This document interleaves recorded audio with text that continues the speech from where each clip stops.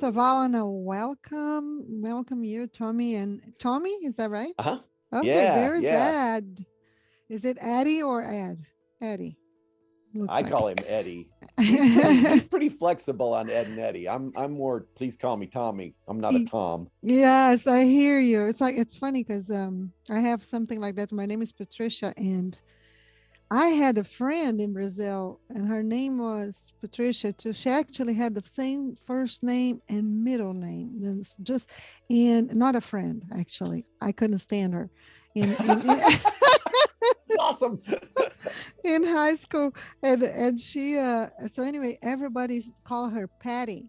So I Yeah. have an issue with Patty. You can call me Patricia, you can call me Pat, but don't call me Patty. Don't call me Patty. Eddie, did you catch that? Don't call her Patty or the Don't call interview me stops. Patty, Addie. Yeah, I won't. Okay. I have a trauma. It's high school trauma, and those are pretty bad. That high school trauma sticks with us. It sticks with us. Well, Addie, welcome. Glad you got. Yes, I'm excited to get to talk to the Skit Guys, right? So, I'm very excited. Just a little bit about Tommy, and Addie. I found out that I gotta call him Tommy. I don't want to. Yes. So just a little bit about them. They have been friends since high school. Found out actually just doing a little research that you guys have a cool podcast as well. So you guys should, I'll put all that information in my show notes so that people can connect with you on your podcast as well. But you guys just have been friends and love the skits, love to make people laugh, and have been friends since high school, like I said. And then one day, Tommy invited Eddie to church, and everything changed, right? So I want to see if one of you guys could tell a little bit about your faith story. Ed, do you want to start that one? Oh, sure. Okay, sure. Yeah, my buddy invited me to church, and I said yes to Jesus, and we started doing skits in youth group, and that it kind of just took off from there. It was pretty crazy. Just something that we did as kids for our youth group changed the trajectory of what we do.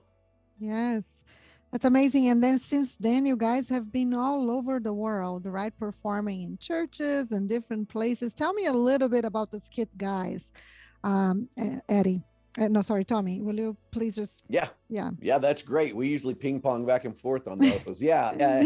We, you know what we did for our youth group, it kind of started very small right there. And then our youth pastor would take us to other churches, or he couldn't go and he'd say, hey, why don't you have these guys? And it just kind of beget. And the next thing we knew, we're traveling all over the continental United States.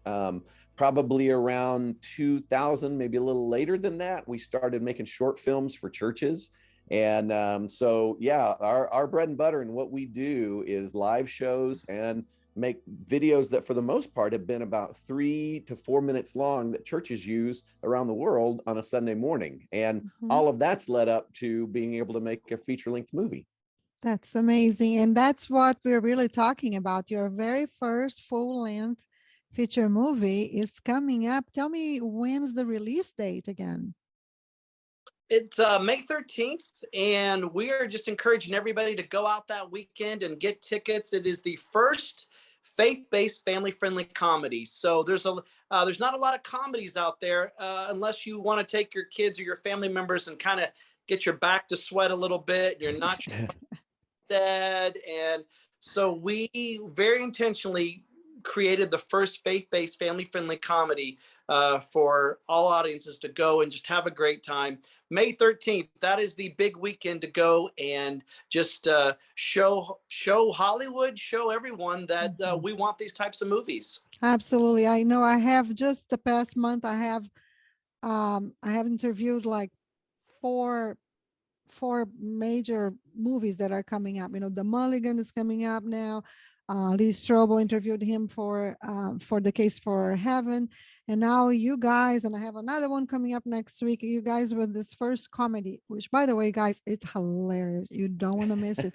You two are super funny. I mean, I love it. I love a good laugh. Thank you. And yeah, you did a great job. Now, tell me, what do you think that audiences will love the most about Family Camp? Well, I think you touched on something that I think is great. We've said for a long time, like our friendship is something that people just kind of they cling to. Like this guy's been my best friend for over 30 years now, and you know what you see on the screen is real. We may be playing different characters, but the fun and the humor, I think everybody's going to see that and be very excited about how just joyful it can be. I also think people are going to like how real the characters are. I mean, even though there's great comedy, like the Christians aren't perfect, you know. I mean, Mhm. they have issues and struggles, and I think people will relate to that. Absolutely. I think that that's one of the things that people love is whenever they find Christians out there, whether it's, whether it's a movie or a book or a podcast, and they're just the real people, real, they Hmm. with real struggles, with big issues, and, Yeah. and I think that that's life, and that's for everyone. Not the Christianity doesn't get us away from having issues and having our personality flaws. So that's for sure. Hmm. So, Eddie, what was it like to be behind the scenes with you and Eddie together after 30 years of friendship? By the way, I have a friend of like 33 years, and so I know how fun Oh, it is to be together. Is that right? Yeah. Isn't that a beautiful thing when you can have a friend like that for all over all those decades, and you go through the highs and lows and all the growing up and changes and everything else in between? That's beautiful. It is. Uh, Great question. I think what was so evident between two guys, buddies that have been friends since high school is we're on this piece of land, so to speak, for family camp, and we are just watching everybody work so hard to make this great comedy. I think that was the biggest thing. Was we're co-producers as well, and we helped write it. We added little things here and there, and we all got together and did revisions.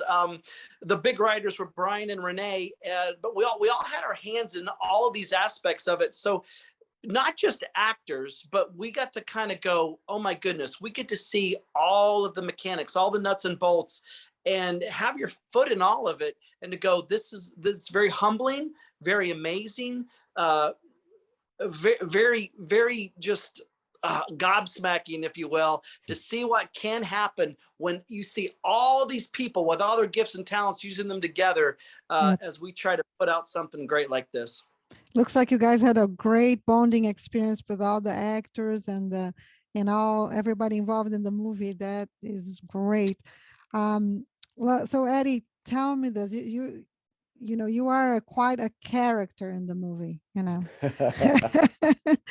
Did you, is. yeah, did you have any trouble playing this role, or do you feel that your personality kind of naturally fits it?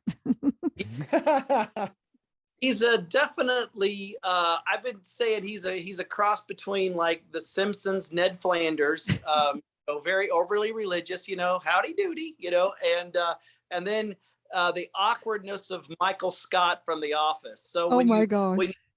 when you meld those two together, that's Eddie Sanders in a nutshell. And so are those parts of that? Oh yes, totally yes. I think that Tommy should reply to that. Is that a Uh-huh. lot? Come on, Tommy. Tell me. It's No, a lot like listen. that. No, this is the thing. The Eddie Sanders character is a bit oblivious to the world around him. He states what he believes is true. He has a great heart, but he's oblivious. And so he says things that you're like, you don't say that to people. And my buddy Eddie is very aware of the world around him and people. So there's a big difference right there. And Eddie is hilarious in this movie. He is definitely, it's the character that you will leave talking about and laughing about is the Eddie Sanders character. Yeah, like you have those characters in real life, and they are like super exaggerated on the Mm-hmm. movie just to make. Yeah, I could when I watched that, I could think of some people that I know. That's like Yeah. there's a little bit of them in that. So absolutely. Well, Tommy, let me ask you this: your character, whose name is Tommy as well, is leading a very, very busy life. Do you feel like you can identify with a lot of the struggles that he faces throughout the movie? Yeah, I think all of us, I don't know anybody who says, man, I've just got so much time on my hands. I mean, in life, we are all so busy. And for Tommy Ackerman, the character that I play, like his busyness is all about climbing the corporate ladder. And that's a world I don't really understand. Like I'm a pastor. I've been a pastor since I was, a late teens, in ministry. And so climbing that corporate ladder, I don't relate to, but being busy, oh my goodness, yeah. And being too busy to where I miss Mhm. out on family things. I've been that guy before. Yeah. And I hear the pastors, for pastors, that can be a huge issue, really, that because, you're never really off in your job, Yeah. right? When you pastor a But church or a group. yeah, Patricia, there was a sweet secretary when I was a young man in ministry, and she said, ministry is a business of interruptions. And it's such a great statement because there's always somebody who needs something. There's Mhm. always a sheep that needs to be tended to. And as pastors, if we're not careful, we will neglect our family to take care of the rest of the flock. Yeah. And that's where this movie, I think, resonates with everybody, because if we're not careful, we'll neglect our family to take care of something, and nothing's more important than family. Absolutely. Very, very true.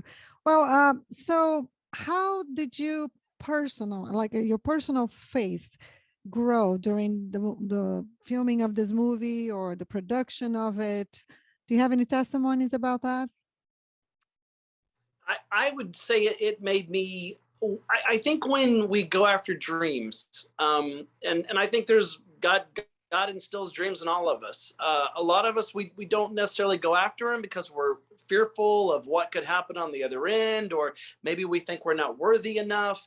But when you go after a dream, you're going to experience dead ends, delays, difficulties, and we experienced all of that in this dream. Like there were times it was like, well, like any Mm. dream, there's going to be things you go, well, I don't even know if this is going to happen, and then it does happen, and it's beauty. And so when you're in that dream, like what we got to experience with family camp, I think every day I just stepped on set and I was just very thankful.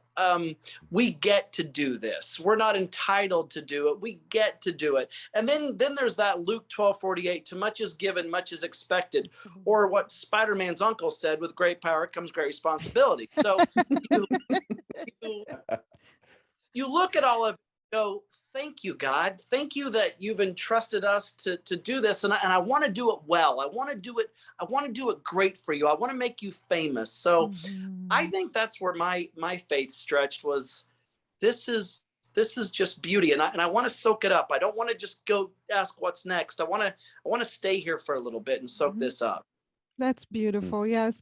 And one of the things that I always think about, and especially when it comes to laughter and just having fun, a lot of people who are not Christians, they think that we are all just like sticks in the mud. We just don't laugh. And it's funny because I believe that I have much more fun today ever since I became a Christian at 25. And when I think about my fun before and fun after, there's just so much more freedom to have just you- wholesome fun. And we have to be careful as Christians. Sometimes people, a lot of them, they look down when you are like a comedian, as a Christian. Have you Mm. ever felt any type of backlash in that regard, Tommy? Oh, that's such a great question. I, I would say my whole life, there's always going to be somebody who thinks you're always telling a joke, and so like, you're trying to, like, yeah, I remember being in the 6th grade and saying to a girl, like, hey, would you go with me? And she laughed and said, you're so funny. And I was like, oh, I am. Okay, I'm going to go somewhere else. In life, there's always somebody that maybe they don't respect you, but listen, humor was God's idea. Yeah, He's the one who says that, laughter is good medicine. absolutely. Eddie and I say that, humor breaks down walls for the truth to enter. So, whether the great thing about comedy is a lot of times you don't see the message coming. Like when Mhm. it comes to something that's serious, it kind of all heads that direction. But with comedy, it's in the midst of the joke that all of a sudden you laugh, and you go, oh, you got me, you know? And what I'm so excited about this movie is coming out of the 2 years that we've had where we've been holed up inside the house and we couldn't get together and we couldn't do anything, is that now this comedy gives families a reason to get out, go get some popcorn. I'm so tired of microwave popcorn. Get some popcorn and laugh together. And I think it's really going to bless families. Yes, I agree. You were going to say something, Eddie? I was just everything that we've ever tried to do to go along with what Tommy was saying. You know, we make videos for churches, and that's what we've been doing. Goodness, has it been 15 or 20 years? I don't even know. Yeah. But our secret sauce has been humor, heart, and him. We're going to make you laugh, because if you can make them laugh, you can make them think. And if you can make them think about something when you touch their heart, then you have an opportunity and a platform to tell them about God. And so we always say humor, heart, and him in everything we do. This movie, Family Camp, has those three things. But like, to go along with what Tommy said, we've also added hope.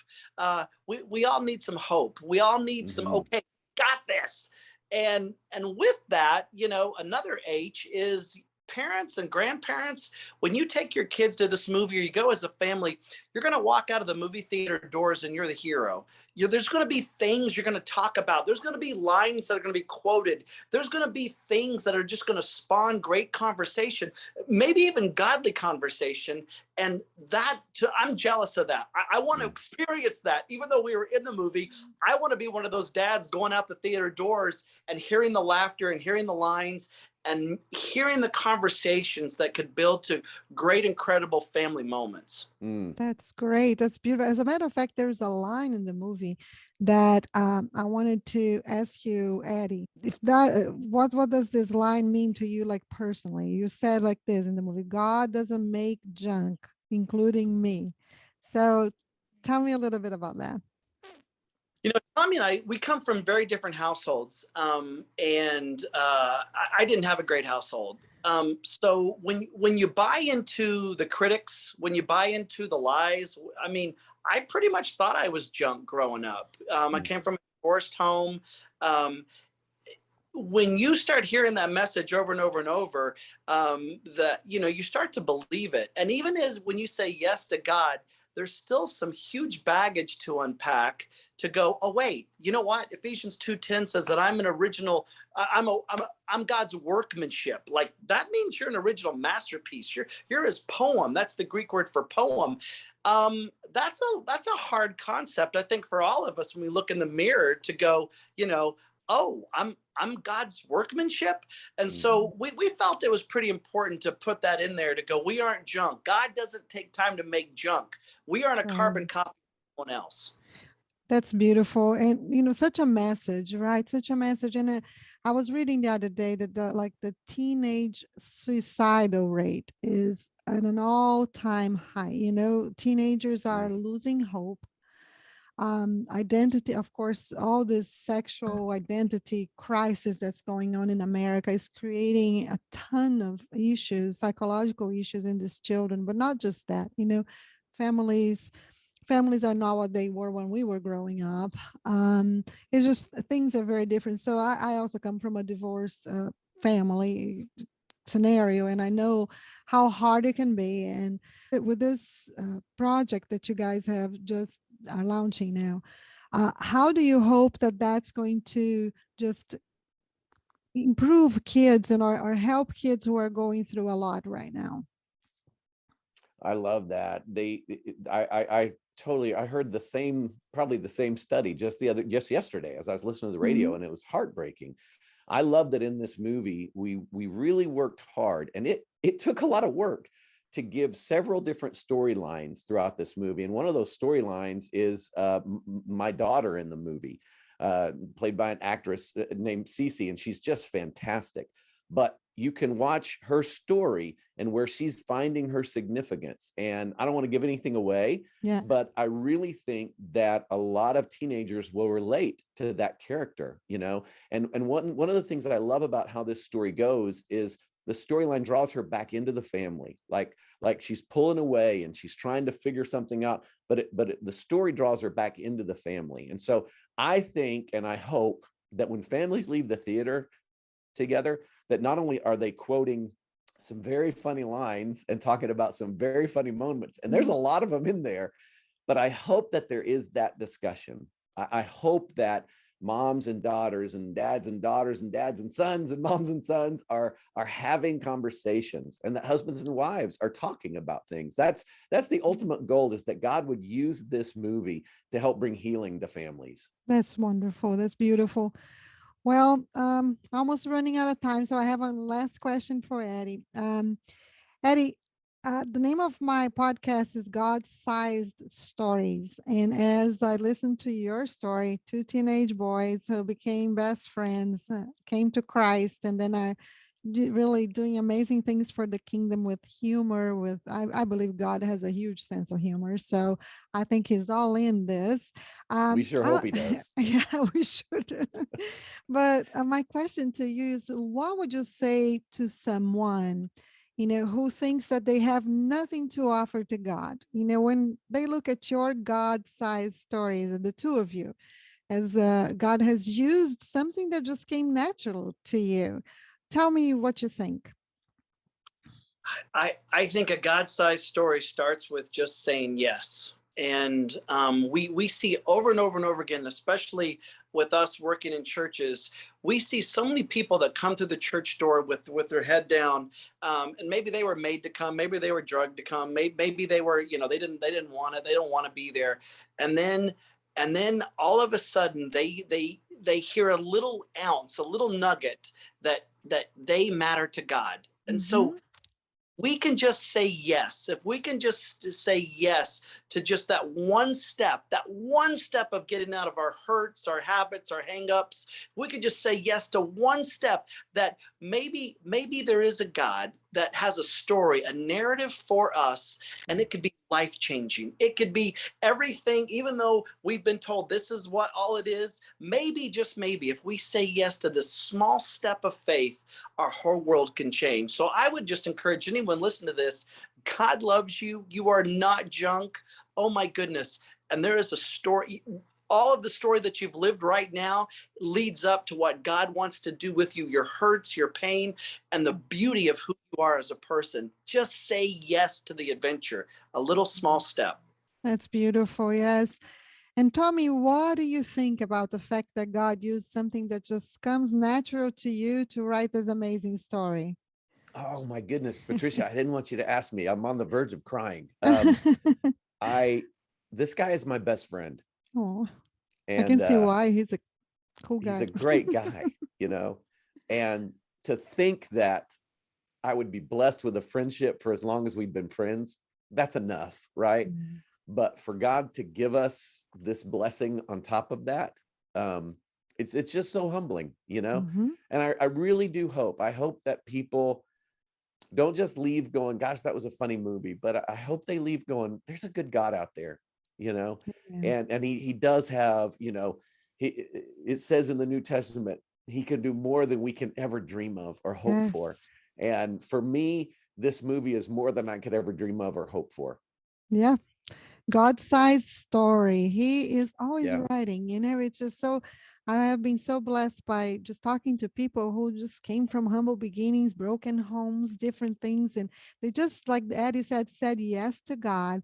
And then they're watching, God unfold this beautiful story, this amazing things that are impacting people all over the world sometimes. And you never know.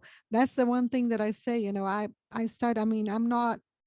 I'm not American, as you can tell by the accent, it's just like whenever God told me, I want you to start writing. And I'm like, okay, in Portuguese or English, what? And he goes like English, and I start writing, and God just then told me to present my writing after a couple of years to the Atlanta Journal-Constitution. And I did not want to do it. And because I was so scared of being rejected. And then God, I did. And here I am 10 years later writing for one of the major papers in the country. And I'm saying that not to brag, because I'm bragging on Jesus, and I'm boasting on the Lord and him alone. So, it's just amazing the things that God can do. He does write God-sized stories every day. and you never know if you're not going to be one of them. Amen. Amen. That's awesome. Well, such a pleasure meeting you guys. And I want you to just tell one more time where people can go. And I will put all of that on my show notes as well, but where people can go to watch Family Camp. Well, it's going to be in theaters around the nation beginning May 13th. You can go to familycampmovie.com and find a theater near you. And Patricia, I'll say this just real quick. What's been beautiful about Family Camp, most of the time, faith-based movies have been driven by the ladies going, "Hey, it's a date night. We're going." Mm-hmm. There's been a lot of men that are already renting out theaters, and they're making it a big thing. And so it's been great seeing dads and just all kinds of just groups of people going, "Let's go do this. Let's have a family night. Let's hear laughter together." So it's already happening. So join the crowd as we make the weekend of May 13th really special. Absolutely. That's great. Hey, it's Mother's Day weekend. So that would be fun. Like start Mother's Day weekend, taking the entire family and mom, who always needs a good laugh, because there are phases in the mom's life that you don't laugh a lot. Yeah. Hey, it's always hard to figure out what to get your mom for Mother's Day. Yeah. You're welcome. Get her tickets to the movie. That's right. That's right.